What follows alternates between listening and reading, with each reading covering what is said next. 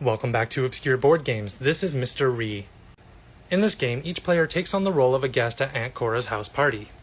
Cora is a wealthy spinster who has thrown this party to set her niece Rhoda up with a husband, but tensions between the guests are high and not everyone will make it out alive. Cora wishes to set her niece and sole heir up with the wealthy Mr. Perrin, but Rhoda is interested in the struggling artist named George. George is jealous of Mr. Perrin but doesn't know that Perrin is only pretending to be a man of means and desperately needs Cora's inheritance. Cora's maid Beatrice has taken care of the house for years and is in love with Mr. Perrin, who resents her. Finally, the butler, Mr. Higgins, is a recent addition to the house and is an ex-convict. The local police wanted to be sure that Higgins didn't cause any trouble at the party, so they sent their best detective, Mr. Ree, to watch the house. To start, the weapons are placed in their various starting spaces. Players assume the role of a party attendee and one player plays as Mr. Ree. The partygoers have a simple goal: get away with murder. Mr. Ree's goal is to solve that murder.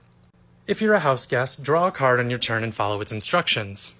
Some cards send you to other rooms on the board, some send you to other rooms and allow you to take any other player with you, and some cards allow you to go to any room you like. These cards help you get to rooms with murder weapons. When you get to a room with a weapon, add it to the base of your playing piece. If you enter a room with other players in it, you may secretly take a weapon from each of them and add it to your playing piece. Many of the playing cards are refreshment cards. If you draw one of these, add it to your hand and draw again until you receive an instruction card. Finally, there's one murder card in the deck for each weapon on the board. If you draw one, add it to your hand and keep drawing as if it were a refreshment card. When it is not your turn, you should pass as many refreshment cards as you can to the other partygoers face down.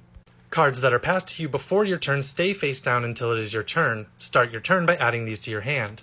Assuming they're all refreshments, add them to your hand and play a normal turn. If, however, there's a murder card among those handed to you, you've been murdered and Mr. Ree's investigation begins.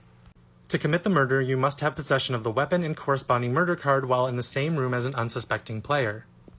If at any point you meet these criteria, you can pass the murder card to the victim as if it were another refreshment card. You can do this at any time from any room in the future, so to throw Mr. Ree off your trail, try to wait to pass the card to your victim. Throughout the game, Mr. Ree patrols the outside of the house, moving from corner to corner of the board in either direction. Mr. Ree searches for and takes all weapons from players in his path and replaces them in their starting spaces. While the other players are drawing cards and passing refreshments, Mr. Ree takes notes of who has what weapons and which players have been in the same room together. Once the murder card is revealed, the victim dies and Mr. Ree takes over and has 10 minutes to solve the case. They may consult their notes and ask any number of questions to the living suspects. Suspects must answer truthfully unless they are the murderer. Mr. Ree is allowed 2 challenges in the 10-minute investigation. If they ask, "Are you the murderer?" this is a challenge and must be answered truthfully by any player asked. If Mr. Ree successfully finds the killer, the case is solved and the murderer goes to prison. However, if Mr. Ree fails to find the murderer within 10 minutes or 2 challenges, the case is forever unsolved.